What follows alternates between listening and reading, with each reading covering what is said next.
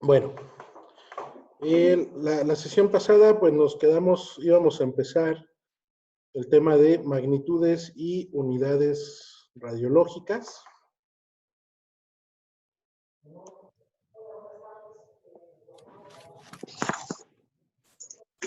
Listo. Bueno, en el de magnitudes y unidades radiológicas, básicamente en el campo de la protección radiológica tenemos distintas magnitudes y unidades que tienen distintos propósitos, por eso es que se manejan distintas unidades. Algunas nos van a servir para medir, cuantificar la cantidad de radiación y otras nos van a servir para cuantificar el posible daño que éstas nos pueden llegar a ocasionar. Como les había comentado, en el caso de los rayos X, a final de cuentas es un tipo de radiación ionizante que produce, como su nombre lo dice, ionización. La ionización, pues lo que puede provocar es un daño, ¿sí? Realmente la radiación ionizante produce un daño que si bien el ser humano los ha utilizado con un beneficio, ¿sí? a, a una persona en particular o a una sociedad. Por eso la importancia de poder cuantificar qué tanto daño nos pueden llegar a ocasionar con respecto al beneficio. Tenemos magnitudes también que se utilizan como parámetros de limitativos, ¿sí? Existen entonces, por ejemplo, magnitudes limitadoras y magnitudes operativas, en donde las magnitudes limitadoras básicamente son magnitudes y unidades que nos sirven para poder definir un valor el cual no debe ser. Y en el caso de las magnitudes operativas, a final de cuentas nosotros hablamos de la energía que absorben los tejidos de nuestro cuerpo. Sin embargo, al ser internos a nuestro cuerpo, realmente no los podemos medir, ¿sí? Lo que hacemos es a través, por ejemplo, de un dosímetro personal, medimos lo que recibimos, ¿sí? Y de ahí sobreestimamos, ¿sí? Estas magnitudes limitadoras para decir, ok, yo estoy recibiendo una cierta cantidad de radiación, no estoy rebasando un límite y esta dosis me puede llegar a ocasionar algún tipo de daño. ¿Qué tan probable es que así sea? Para el caso del diagnóstico médico con rayos X, básicamente utilizamos tres magnitudes, que es la exposición, la dosis absorbida y la dosis equivalente. En donde la unidad de exposición o la magnitud de exposición básicamente se refiere a la cantidad de radiación que hay, por decirlo de alguna forma, en el aire. ¿Y qué tantos fotones hay en el aire a los cuales yo me pueda, como su nombre lo dice, exponer? Esta magnitud se representa con la letra X y se le denomina exposición y básicamente son las cargas eléctricas de un mismo signo que está produciendo esa radiación que hay en el aire, en una unidad de aire. ¿Sí? A esta unidad se le asignó en su momento el nombre de Röntgen en honor a quien descubriera los rayos X. Posteriormente, el Sistema Internacional de Unidades la cambió por la unidad coulombs por kilogramo, donde coulombs se refiere a una medida de cargas eléctricas y kilogramo una medida de masa, en este caso de aire. ¿Sí? Por ejemplo, yo les había comentado, dentro de las características de las radiaciones o de los rayos X, es que el ser humano por sí solo no las puede detectar. No tiene forma porque no se ven, no se sienten, no se oyen, no huelen, no nada. Para esto, el ser humano se apoya de ciertos dispositivos diseñados precisamente para poder detectar si existe o no y también para poder cuantificar la cantidad, ¿sí? de radiación. Esto se hace basado en lo que produce la radiación en distintos materiales, ¿no? Como por ejemplo el aire. Básicamente un detector de radiación, ¿cómo puede funcionar? Básicamente, ¿cómo funciona un detector de radiación? Por ejemplo, un Geiger-Müller. Es un cilindro, un tubo, que en su interior tiene una masa de aire conocida. Y por dentro tiene dos electrodos, uno positivo y uno negativo. Cuando nosotros encendemos el detector de radiación, básicamente lo que estamos haciendo es energizar estos electrodos para crear una diferencia de potencial del orden de los 900 a los 1300 volts. Y si nosotros tenemos entonces esta diferencia de potencial entre un cátodo o un ánodo positivo y un cátodo negativo, ¿qué es lo que pasa? Todo este aire son moléculas estables. Cuando decimos que son moléculas estables, estamos hablando de átomos que no tienen carga eléctrica. Por esta razón no son eh, atraídos por ninguno de los electrodos. Sin embargo, ¿qué pasa cuando sobre este detector inciden los rayos X? ¿Sí? Pues básicamente, ¿qué es lo que produce la radiación en la materia? ¿Por qué se llama radiación ionizante? Porque produce ionización. Si nosotros teníamos un átomo estable, al momento de ionizarlo, qué es lo que dijimos que pasa? Sacamos un electrón de ese orbital. Entonces, a este electrón que sacamos se le va a conocer como un ion negativo, porque esta ya es una partícula que tiene una carga eléctrica negativa. Y todo el átomo que va a quedar con carga positiva a falta de este electrón, se le va a conocer como un ion positivo. Entonces, ahora sí, tenemos partículas con una carga eléctrica, ¿sí? De forma tal que, si yo sé que tengo un electrodo positivo y uno negativo, pues por las fuerzas de atracción electrostáticas, todas las cargas positivas van a ser atraídas por un electrodo negativo y todas las negativas por el electrodo positivo. Realmente esto es lo que estamos cuantificando, ¿no? La cantidad de cargas eléctricas del mismo signo que está generando la exposición a la radiación ionizante. A este se le conoce como exposición, se le definió como en Röntgen, y posteriormente el Sistema Internacional de Unidades introdujo el término o la unidad coulombs por kilogramo. Aquí nada más vemos una equivalencia entre lo que es la unidad anterior, el Röntgen, y la unidad actual, el coulomb por kilogramo. ¿Sí? Cabe aclarar que esta unidad de exposición es utilizada única y exclusivamente para radiación electromagnética y que la carga y la masa utilizada dentro de la definición de exposición, ¿sí?, es básicamente para el aire. ¿Sí?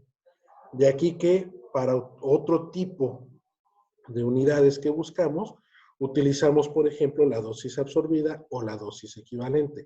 Cada una tiene un propósito. En cuanto a la exposición, pues normalmente utilizamos la unidad de Röntgen en múltiplos o submúltiplos, ¿no? Un megaröntgen, un millón de Röntgens, un kiloröntgen, 1000 Röntgens, un miliröntgen, una milésima de Röntgen, o un microröntgen, una millonésima de Röntgen. Y la gran mayoría de los detectores que hay en el campo miden en este tipo de unidades de exposición. Ahora, cuando nosotros hablamos de tasa de exposición, también se le conoce como rapidez de exposición. Básicamente lo que estamos midiendo es la variación de la exposición con respecto a un lapso de tiempo. Cuando decimos tantos Röntgen por hora, tantos Röntgen por minuto, quiere decir que yo voy a llegar a una cantidad total de exposición en este lapso de tiempo.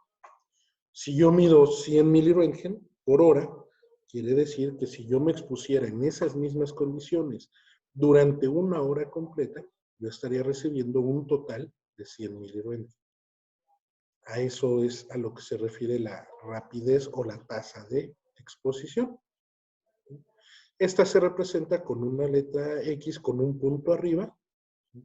En cualquier bibliografía que ustedes encuentren, que vean este símbolo, estamos refiriéndonos a tasa de exposición, donde X representa la exposición total y la X con un punto arriba, ¿sí?, representa la variación de la exposición total en este lapso de tiempo. ¿Sí? Ahora, otra de las unidades que utilizamos es la unidad para la dosis absorbida. Cuando nosotros nos exponemos a la radiación, muchos fotones van a interaccionar con nuestro cuerpo, las moléculas de nuestro cuerpo, y muchos de esos fotones van a depositar energía sobre esas moléculas, sobre nuestros tejidos. Pero también muchos otros van a pasar de largo. No necesariamente van a interaccionar con las moléculas de nuestros tejidos. Ahora, recordemos que la exposición, su definición, está mencionada para el aire.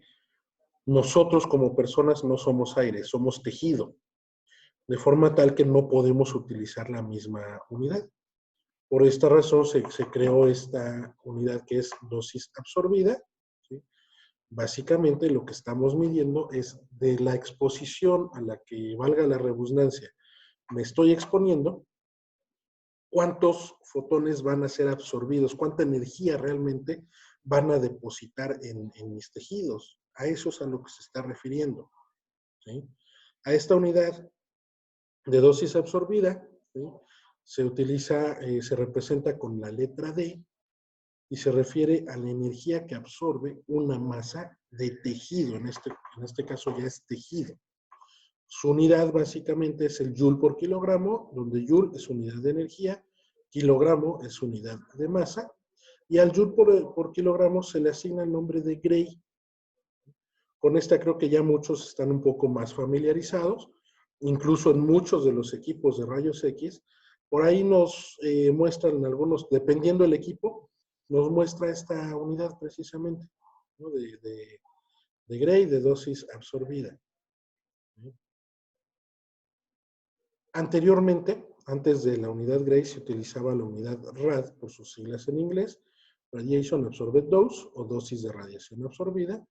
Y aquí vemos solamente algunas equivalencias, ¿no? Un miligray es igual a 100 milirad, un microgray igual a 100 microrads.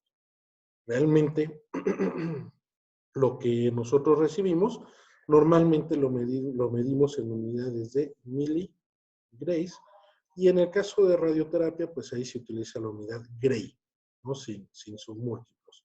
Se utilizan dosis considerablemente más elevadas. Ahora, esta unidad de Gray está definida en base a la cantidad de energía que realmente deposita en el tejido. Sin embargo, los efectos que esta energía va a depositar sobre los tejidos depende de básicamente el factor de calidad del tipo de radiación que ahorita vamos a mencionar. Punto importante, utilizamos también una unidad conocida como Kerma, ¿sí?, que la definimos como una equivalencia de la exposición con respecto a la dosis absorbida, que nos dice un Röntgen es igual a 8.76 por 10 a la menos 3 grays. Básicamente, ¿qué decimos aquí?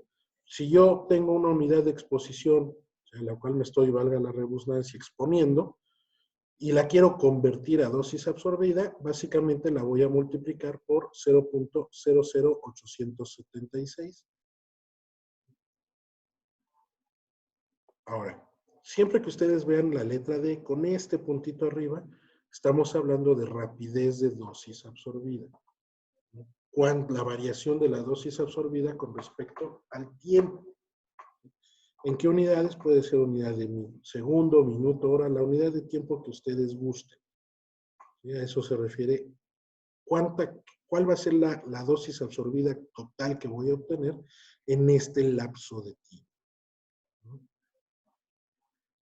Ahora, punto importante, ¿cuál es la dosis que más o la unidad que más nos interesa a nosotros como trabajadores? La dosis equivalente. ¿Alguno de ustedes sabe a qué se refiere la dosis equivalente?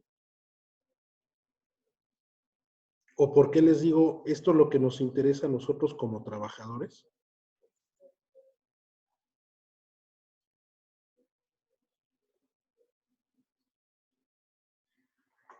La dosis equivalente es una unidad que se utiliza para medir el daño biológico que nos está ocasionando la energía que absorbe este tejido, ¿sí?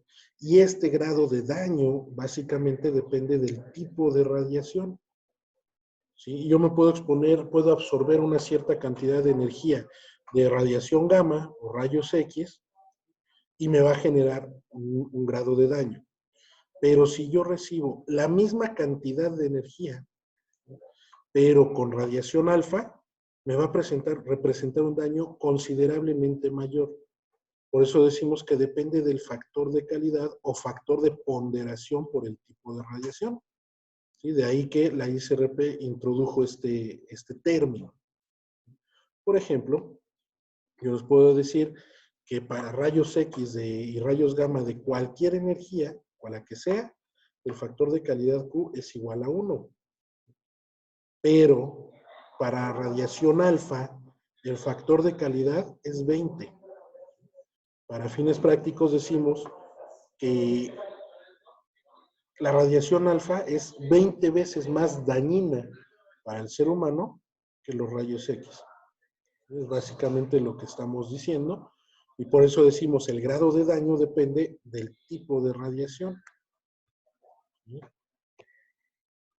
Por esto lo definimos con la letra H y es igual a mi dosis absorbida por el factor de calidad Q, donde dosis absorbida en unidades de Grace por Q, que no tiene unidades. Y como les decía, para rayos X y gamma, este factor de calidad Q es 1. De aquí que yo siempre comento, dentro de todo el ámbito de trabajar con radiaciones ionizantes, trabajar con rayos X es la forma más segura o menos peligrosa, porque es la que menos daño representa a una persona cuando absorbe esa energía. La unidad para medir la dosis equivalente es el sievert. Anteriormente se utilizaba el REM por sus siglas en inglés, Röntgen Equivalent Man. Sin embargo, ya en la práctica, pues realmente la gran mayoría de las personas utilizamos la unidad sievert. Tan es así que ustedes han visto sus reportes de dosimetría. ¿En qué unidades viene?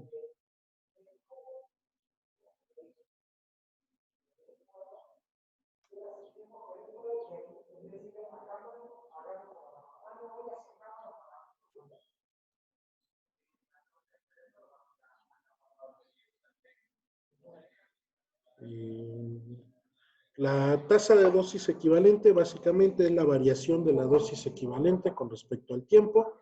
Se representa con la misma H, con un puntito arriba, y puede ser milisievert por hora, milisievert por mes, por año, ¿sí? Por la unidad de tiempo que ustedes gusten.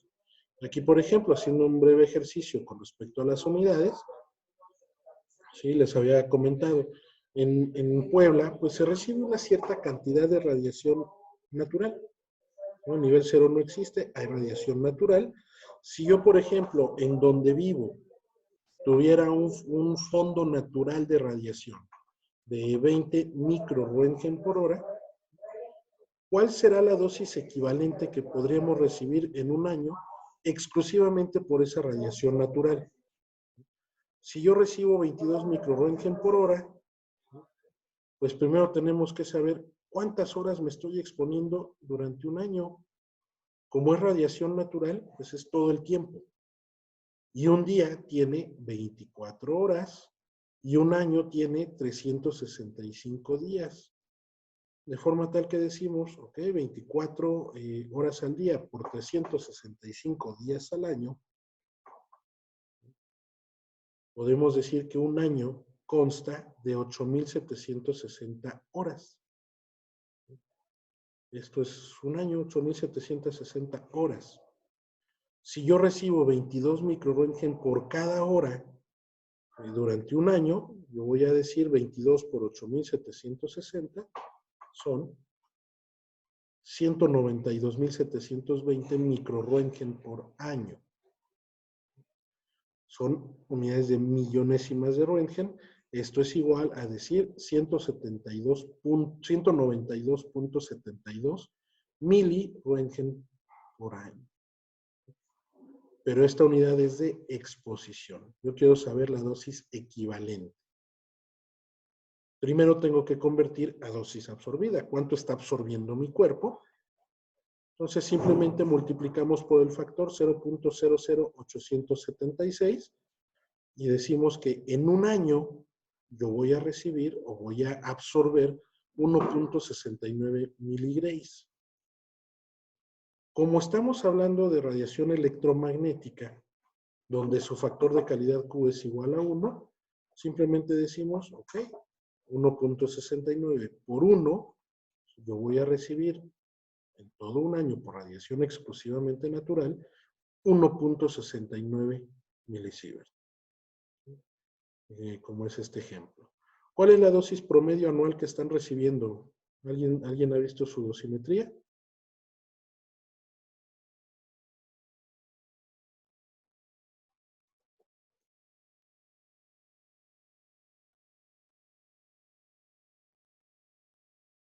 ¿Alguien ha visto su dosimetría? ¿Cuánto están recibiendo al año?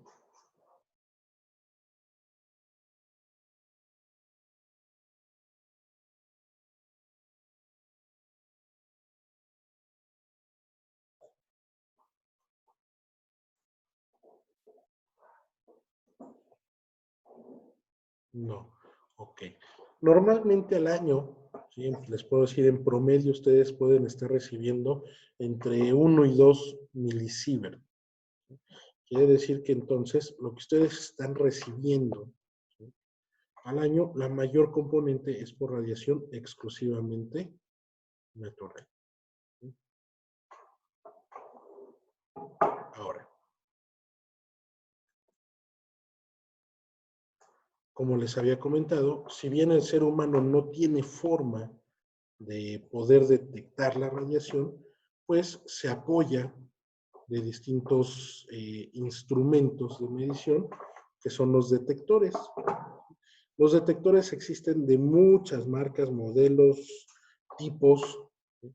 Pero básicamente, ¿qué es lo que está midiendo un detector? El efecto, ¿sí?, que produce la radiación cuando interacciona con un cierto material, con un cierto tipo de tejido. Por ejemplo, en el caso de los detectores, pues, ¿qué es lo que miden? La ionización que produce la radiación en el aire, ¿sí?, la, como un detector Geiger, la luminiscencia que produce, por ejemplo, en las pantallas intensificadoras de nuestros chasis, lo que produce la radiación en una película radiográfica, que es básicamente su oscurecimiento, la termoluminiscencia, la excitación que le produce un material, el cual al calentarse, pues emite una cierta cantidad de luz, ¿sí?, efectos químicos que puede producir en la materia, o los efectos biológicos que la radiación puede provocar en tejidos biológicos. ¿Qué tipos de detectores tenemos? Detectores gaseosos tipo cámaras de ionización, ¿sí?, detectores gaseosos tipo Geiger-Müller. Este básicamente es como el que les mostré en el ejemplo anterior, ¿sí?, un detector Geiger-Müller. Detectores de centelleo. Estos detectores son muy buenos, sobre todo para detectar valores muy bajos de exposición. Este tipo de detectores tienen dos componentes, básicamente. Un material de centelleo. Se llama así porque cada fotón que interaccione con este material va a hacer que emita una cierta cantidad de luz.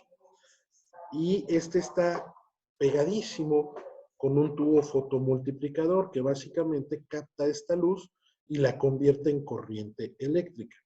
La cantidad de corriente eléctrica que se está cuantificando está relacionada con la cantidad de radiación que está recibiendo el material de centelleo. Otros detectores termoluminiscentes, como es el caso de la dosimetría personal con tecnología TLD, que anteriormente se utilizaban mucho, después cambió al OSL y ahora está el nuevo dispositivo electrónico DIS. ¿Sí?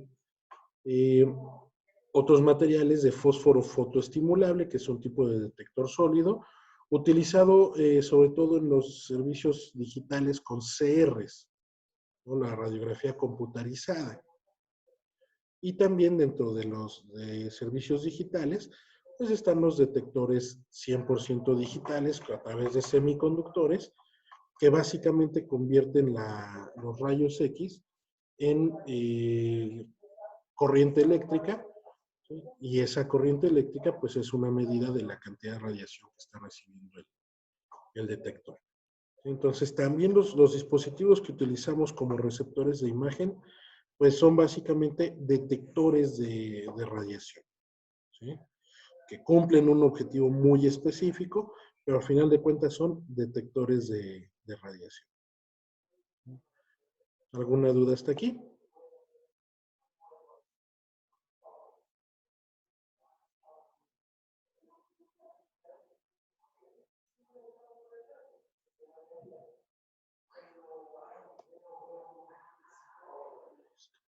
Ok, ahora, los efectos biológicos de la radiación. Como ya les comenté, el ser humano busca obtener un beneficio, sin embargo, ese beneficio conlleva un cierto grado de riesgo. ¿Qué es lo que produce la radiación al interaccionar con la materia o la radiación ionizante? De lo que realmente nos tenemos que preocupar es de esa ionización.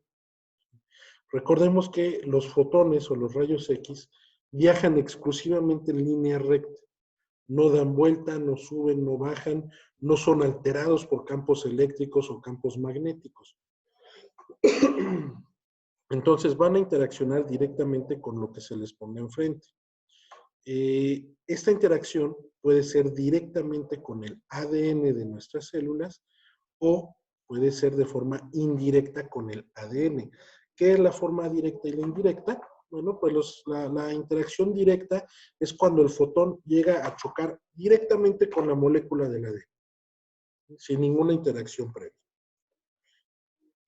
Pero debemos recordar que el cuerpo humano está constituido en su mayor parte por agua, de forma tal que la radiación puede interaccionar antes con moléculas de agua que se encuentren en su trayectoria. Esta interacción con las moléculas de agua puede formar unos radicales libres y esos radicales libres llegar a interaccionar de forma directamente al ADN. A este efecto se le conoce como indirecto porque se está generando una interacción con el ADN, pero no es el fotón como tal, sino los radicales libres que generó el fotón en una interacción previa. Cabe aclarar que estos radicales libres son extremadamente reactivos, de forma tal que su poder de penetración viajan muy cortas distancias. Por eso su interacción sería directo con el ADN de esa molécula, no con otras, por su capacidad de viajar. Es extremadamente corta. Actualmente, pues es muy difícil poder determinar exactamente de toda la radiación de todos los fotones que recibimos, cuántos interaccionan directamente con el ADN y cuántos lo hacen de forma indirecta. Para esto, se pueden medir por medio de captadores de radicales libres. Se han hecho estudios y se ha llegado a determinar que cerca del 65% de todas las interacciones son indirectas y 35% son de forma directa con las moléculas del ADN.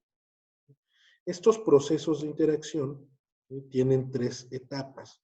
Se le llama etapa o fase física, básicamente la interacción directa, que es la que se va a presentar más rápido, ya que no hay interacción con ningún otro medio antes de interaccionar con la molécula del ADN, donde el fotón choca, ¿sí?, con los átomos del ADN.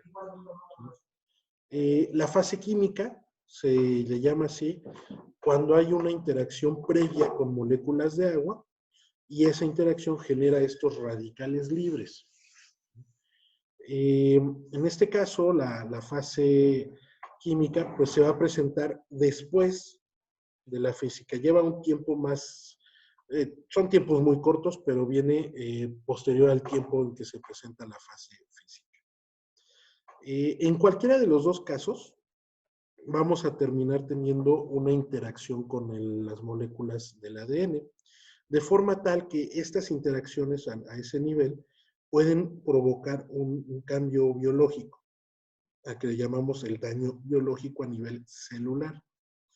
Estos daños que se pueden presentar por la radiación pueden ser desde muerte celular, retardo en la división celular o hasta modificaciones permanentes que sean heredadas a las células hijas. Dependiendo la cantidad de radiación que estamos recibiendo, los efectos se pueden clasificar como efectos determinantes y efectos estocásticos. Básicamente decimos entonces que los efectos se pueden clasificar, una, por el tiempo en el que van a aparecer, por la dosis de radiación que se está recibiendo y por los aspectos biológicos que nos van a generar. En donde cuando decimos la clasificación por el tiempo, básicamente se clasifican en efectos tempranos o efectos tardíos. Los efectos tempranos son aquellos que se pueden presentar desde minutos hasta horas posteriores a la exposición, y los efectos tardíos se pueden presentar desde horas hasta años o incluso décadas posteriores a la exposición. Por ejemplo, algún efecto temprano, uno de los más que más se representan es un eritema, ¿no? Por una exposición prolongada en algún tipo de estudio, por ejemplo en fluoroscopía, y en este caso, pues se aparecen efectos tempranos directamente en la piel. Un ejemplo tardío puede ser cáncer de algún tipo, que se puede presentar horas o incluso años y décadas después de la exposición, y a eso se les conoce como efectos tardíos.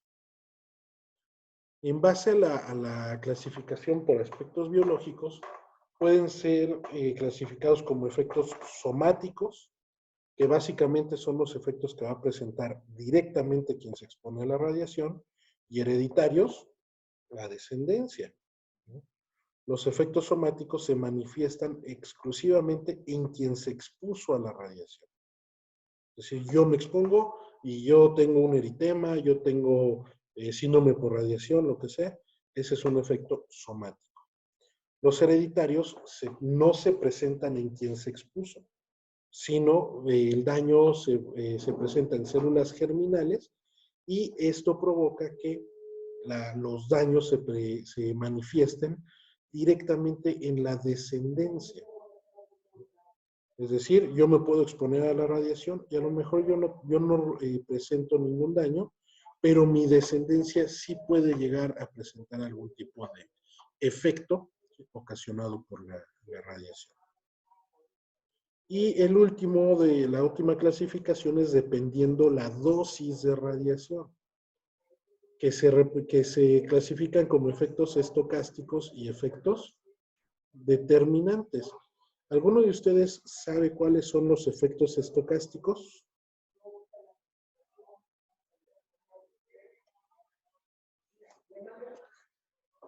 Son los de probabilidad. Son los que la probabilidad, exactamente. De hecho, el nombre de estocástico viene de estadísticamente. ¿Sí? Es decir, es una probabilidad de que se llegue a presentar. Y la probabilidad de que se presente, ¿sí?, está brindada en función de la cantidad de radiación que recibimos. A mayor dosis de radiación recibimos, es más probable que se presente un efecto, y a menor dosis es menos probable. ¿Sí? De aquí que hablamos mucho del concepto ALARA. Mantengamos las dosis tan bajas como razonablemente sea posible, ¿sí? Es decir, mientras menos dosis es menos probable, pero no es seguro, no tiene un umbral, ¿sí?, por encima del cual, digamos, se presenta o no este tipo de efectos. Es decir, yo puedo recibir una dosis muy baja y presentar algún tipo de efecto estocástico, o recibir una dosis muy elevada y nunca presentar ningún tipo de efecto causado por la radiación. Esto es por eso hablamos mucho de la probabilidad, no es seguro. Solamente decimos, mientras menos, es menos probable que se presente. Y normalmente los efectos estocásticos se presentan de forma tardía. Si estos no son inmediatos. En el caso de los efectos determinantes, se presentan a dosis muy elevadas, las cuales sí tienen un umbral donde decimos, si rebasas este valor, seguramente vas a presentar un efecto. ¿Qué tan grave va a ser ese efecto? Depende de la dosis de radiación.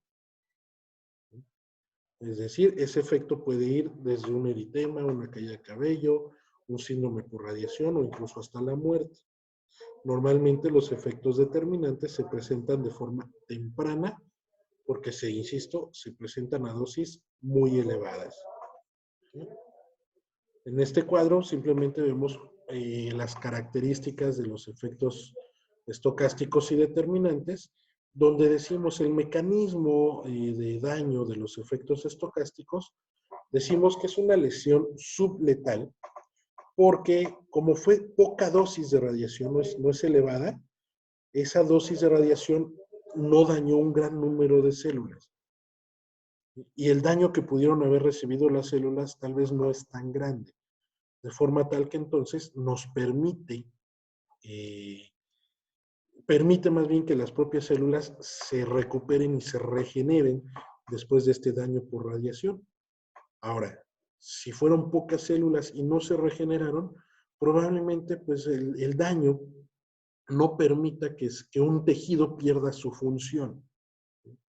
A diferencia de los determinantes, que es una lesión letal porque fueron muchas células las que se dañaron por causa de la radiación, si son tantas células las que se dañaron y recibieron un daño importante, pues las células no se van a poder regenerar.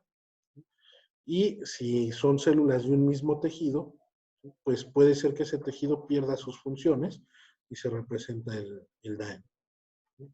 En el caso de su naturaleza, ya vimos, los estocásticos pueden ser que los represente la persona que se expuso o su descendencia, cualquiera de los dos. Pero en el caso del determinante es naturaleza somática.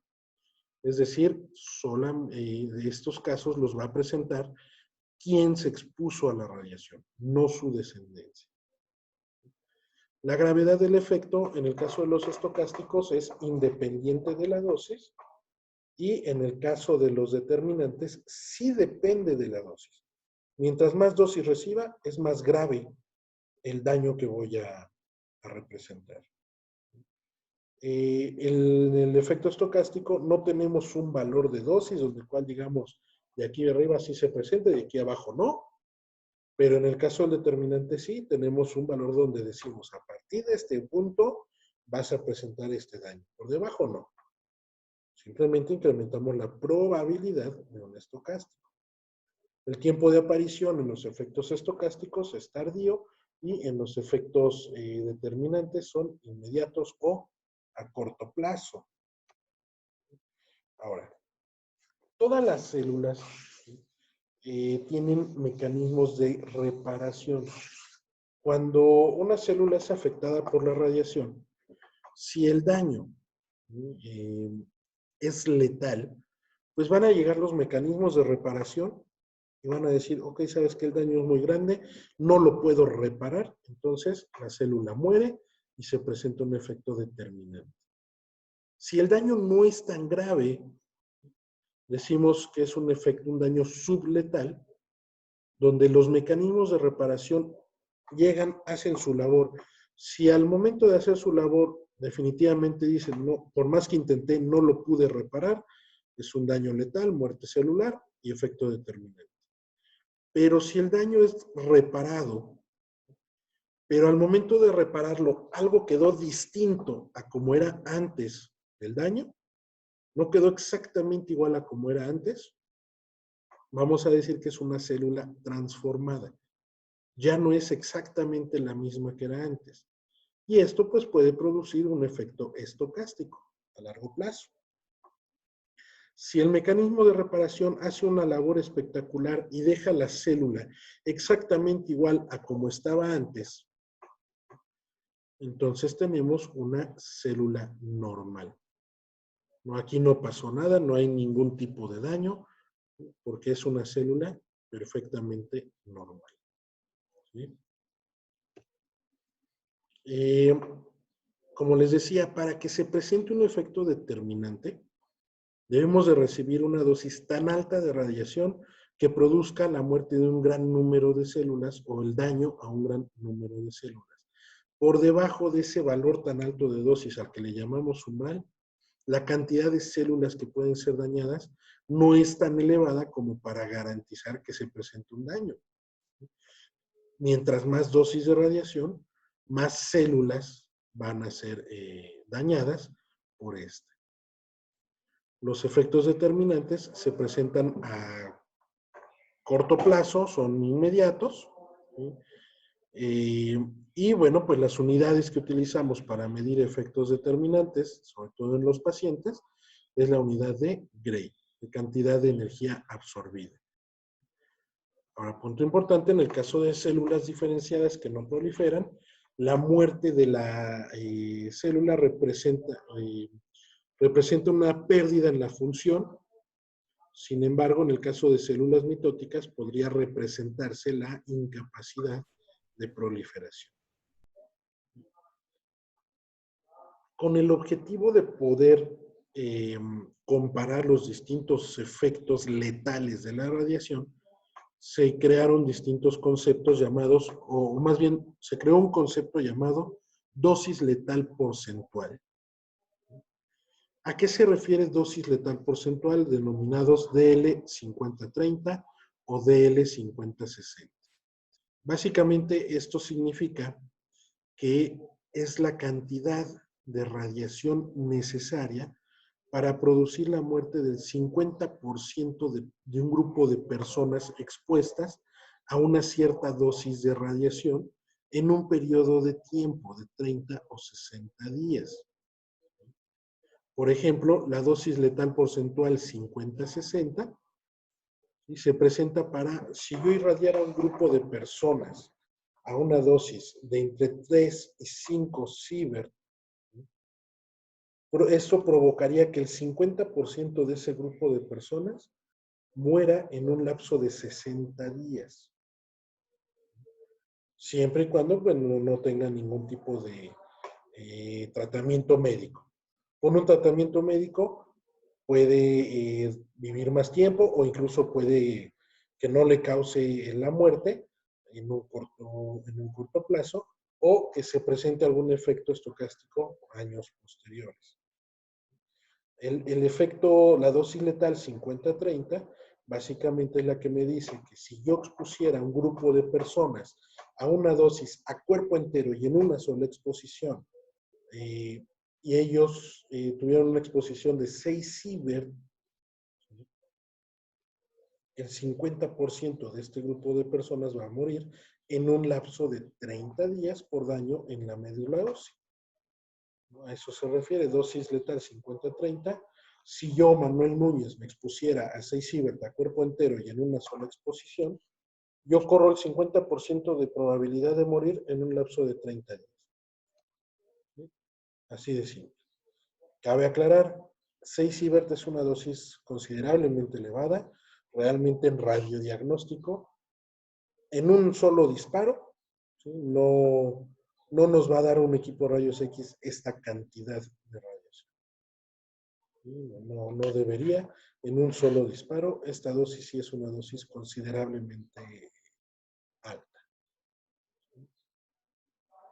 Y aquí lo que les comentaba, la diferencia entre la dosis absorbida y la dosis equivalente, si yo, por ejemplo, me expusiera a una cierta cantidad de radiación de neutrones, yo trabajara en una planta nuclear y ahí hay neutrones de energías de 10 kiloelectronvolts. Si yo me expongo a esta radiación y esa radiación deposita 6 grays de energía en mi cuerpo, la dosis equivalente que voy a recibir, considerando que el factor de calidad Q para neutrones de esta energía es de 10, simplemente voy a decir que yo voy a tener un daño biológico de 60 sievert 6 grays por mi factor de calidad Q de 10 son 60 sievert. Si yo recibiera esta cantidad de radiación a cuerpo entero y en una sola exposición, ¿qué me puede pasar? Pues lo más probable es que me muera, ¿no? Por no decir garantizarlo. Ahora, los efectos determinantes se van a presentar en distintas etapas. La primera se le llama la etapa prodrómica, que comprende lo que le llamamos el síndrome por radiación. Y básicamente es la presencia de síntomas como es náuseas, vómito, diarrea, fatiga, ¿sí? Dolor de cabeza. Esta etapa puede durar desde unos minutos hasta 2 días, donde vamos a tener estos síntomas. Después de esta etapa prodrómica viene la etapa latente. Durante la etapa latente, los síntomas primeros tienden a desaparecer. Aparentemente la persona se encuentra en un buen estado de salud, no pasó a mayores. Sin embargo, esta etapa que puede durar desde minutos hasta unas semanas, ¿sí? Después de que termina esta etapa latente, empieza la etapa de enfermedad manifiesta, que es donde básicamente ya se presentan los síntomas concretos del daño causado por la radiación.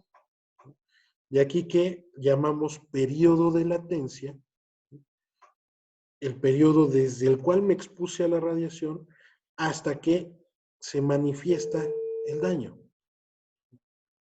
A eso es a lo que le llamamos periodo de latencia, y es porque viene después de la etapa de latencia. Los efectos biológicos de la radiación dependen de distintos factores. Uno es la cantidad total de radiación que estamos absorbiendo, ¿no? Lo que la llamamos la dosis. La rapidez de dosis o la tasa de dosis básicamente se refiere a en cuánto tiempo voy a recibir una cierta cantidad de radiación. Yo puedo absorber una cantidad de radiación en un segundo, en un disparo de un estudio de rayos X, en un año de trabajo, en 10 años de trabajo, ¿no? Mientras más corto sea el tiempo en el que yo recibo una dosis total de radiación, mayor va a ser el daño que se pueda ocasionar, ¿sí? Depende del fraccionamiento, es decir, en cuántas sesiones yo voy a alcanzar una cierta dosis de radiación. Mientras yo reciba mayor dosis en menos cantidad, en menos sesiones, pues ahí básicamente tenemos una mayor representación del daño. Depende del tipo de radiación que estamos recibiendo. Esto básicamente por el factor de calidad Q que ya mencionamos. Perdón. Por el factor de calidad Q que ya mencionamos, donde decimos que para rayos X y gamma es 1, para neutrones puede ser 5, 10 o 20, o rayos alfa que es de 20. Y depende de las células que estamos exponiendo debido a su radiosensibilidad. ¿Sí? Hay células que son más sensibles a la radiación que otras. ¿Sí? ¿A qué se refiere la radiosensibilidad? Básicamente a que si yo tengo dos tejidos, uno más sensible a la radiación que otro, en el que es más radiosensible, yo voy a alcanzar un grado de daño con una cierta cantidad de radiación. Si quiero ocasionar el mismo grado de daño a un tejido que es más radioresistente, requiero mayor cantidad de radiación. Y a eso se refiere la radiosensibilidad. Entonces, depende también del tipo de células por su radiosensibilidad. Ahora, puntos importantes respecto al feto. ¿Qué es lo que le tienen que preguntar a todas las chicas o todas las mujeres que van a realizarse un estudio de radiografía? ¿Qué les preguntan? Si existe... La probabilidad de embarazo. Exactamente, si existe posibilidad de que se encontraran embarazadas. Normalmente les preguntan que si está embarazada, pero yo siempre les digo, pregunten si existe posibilidad de embarazo, porque muchas veces ellas no lo saben. ¿Pero estás embarazada? No. pero resulta que sí lo estaba.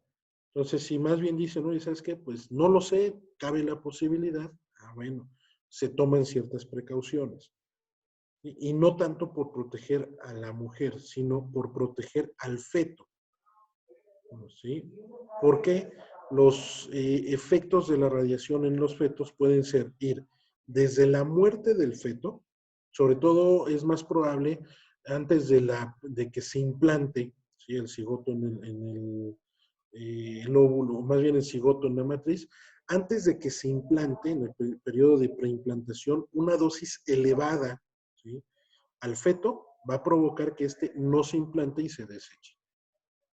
Una vez que se implantó, pueden existir anomalías o mutaciones congénitas que se presenten desde el momento del nacimiento, o sea, desde que nació se tienen esas malformaciones o esas anomalías, o también puede ser anomalías congénitas que no se presenten al momento del nacimiento, sino que se presenten tiempo después, a edades avanzadas.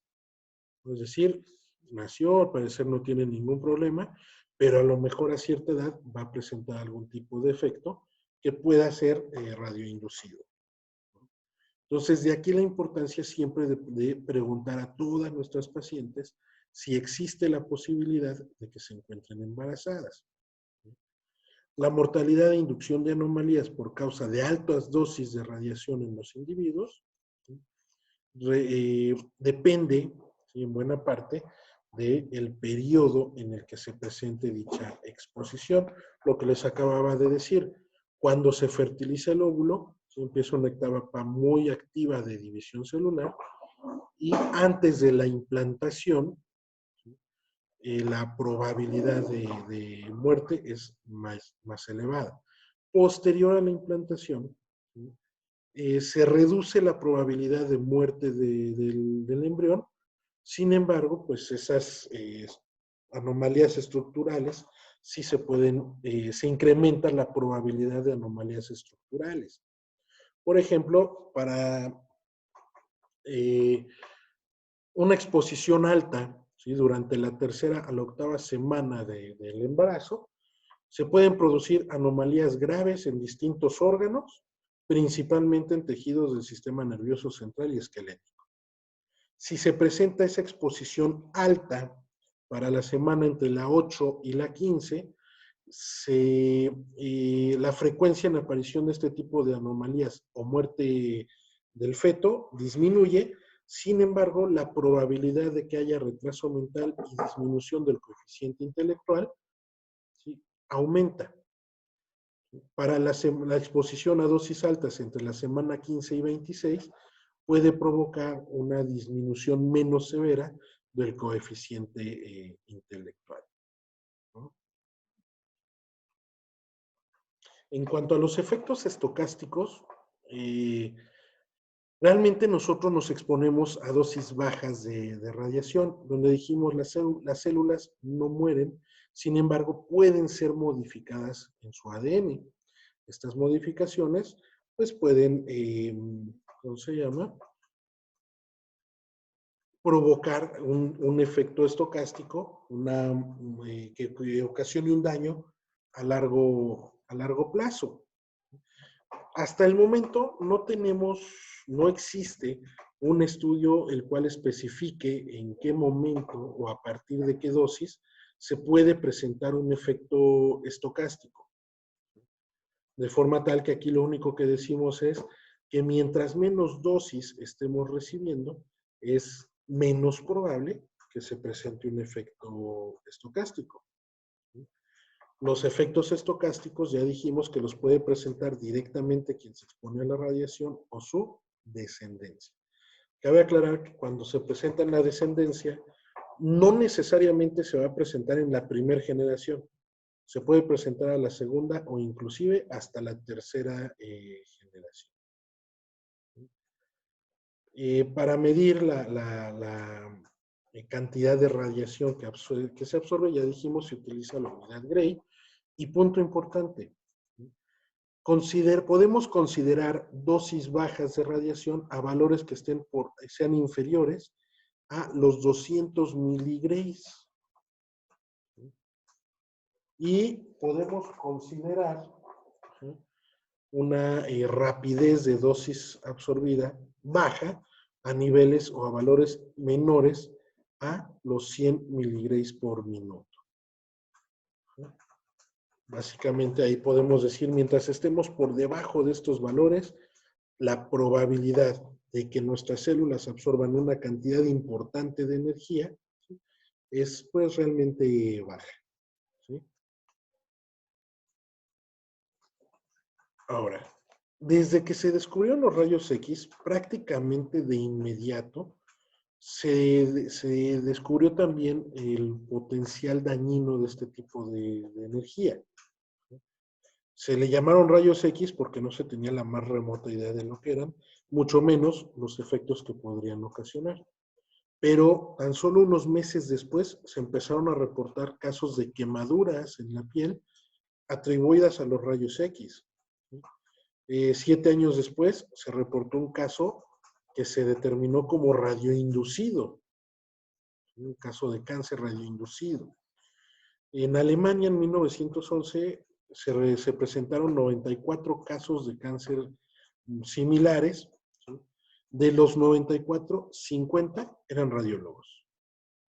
¿No? De ahí que fueron realmente los médicos los que empezaron a promover esta cultura de la protección radiológica, ¿sí? Porque realmente ellos son los que se exponían a dosis sumamente elevadas. Para los niveles de radiación que nosotros recibimos realmente que son bajos, ¿sí? Los efectos somáticos son los más relevantes, ¿no? Porque realmente como son dosis bajas, simplemente existe la probabilidad de que se presente el efecto, ¿no? Y uno de los efectos más esperados o más comunes, ¿sí? Pues es el cáncer, ¿no? De distintos tipos. No se puede determinar ni qué tipo de cáncer, ni en qué momento, ni nada, porque realmente es un proceso muy complejo en la célula, ¿sí? Entonces depende mucho del tipo de radiación, el tipo de célula, en qué momento se dio, en qué proceso estaba la célula. Entonces realmente pues no se puede llegar a determinar qué tipo de efectos somáticos se llega a presentar, ¿no? De aquí la importancia nada más de decir, mantengamos nuestras dosis tan bajas como razonablemente sean posibles. Ya dijimos entonces también que los efectos hereditarios son los que se van a presentar en la descendencia. Esto se va a presentar cuando el daño, ¿sí? Se produce en células germinales, ya sea en hombres o en mujeres, y estos efectos hereditarios se pueden presentar en la primera, segunda, incluso hasta la tercera generación. Hasta el momento se dice que no se ha logrado demostrar la inducción de este tipo de enfermedades en seres humanos, dado que no podemos exponer a una persona a una cierta dosis de radiación para ver qué le pasa en 5, 10, 15 años, ¿verdad? Pero sí se han hecho estudios en animales y plantas en donde sí se ha logrado demostrar este tipo de efectos estocásticos hereditarios. Ahora, de aquí viene entonces lo que yo le llamo la cadena de aparición de efectos, donde el proceso inicia cuando nos exponemos a la radiación. Si de esta exposición o estos fotones a los que nos estamos exponiendo, ¿sí? Interaccionan con mi cuerpo, muchos de estos van a ser absorbidos y van a provocar cambios químicos. Esos cambios químicos, ¿sí? Van a afectar nuestras moléculas, van a producir un daño biológico y el daño biológico puede ser un efecto estocástico o un efecto determinante. De ahí que siempre que me preguntan, ¿cuál es la mejor forma de protegerse? No exponerse.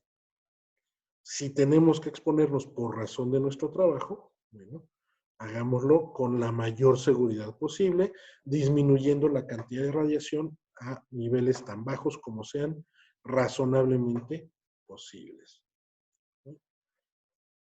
Es importante señalar también que los efectos de la radiación no son únicos, no se pueden distinguir de efectos producidos por otros agentes, ya sea agentes químicos, genéticos, biológicos, ¿sí?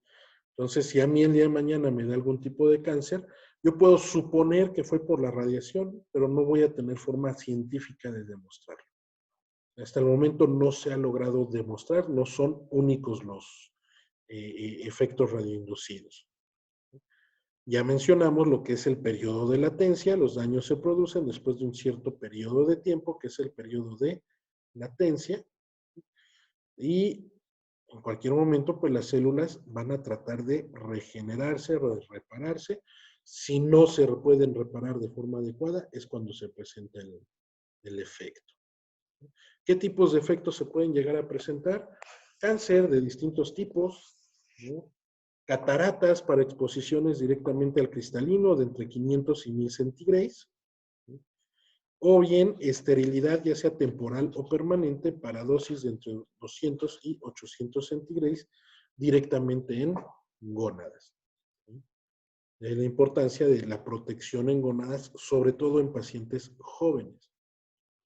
Realmente en una persona que ya tuvo a su descendencia y ya no va a tener más, pues ya no tiene probabilidad de heredar algún tipo de defecto. Pero una persona joven que probablemente más adelante vaya a tener familia o descendencia, si no lo cuidamos adecuadamente, pues puede provocar un efecto estocástico hereditario. No sé si alguien tenga alguna duda hasta aquí.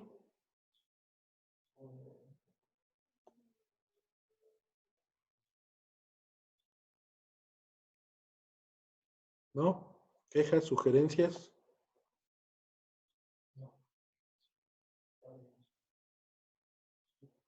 Bueno, pues si no hay duda ni comentarios, entonces nos vemos el próximo miércoles. Les mando la invitación poco antes de la sesión. Sí, muchas gracias a todos. Que tengan excelente tarde. Hasta luego. Hasta luego. Hasta luego. Bye. Gracias. A ustedes.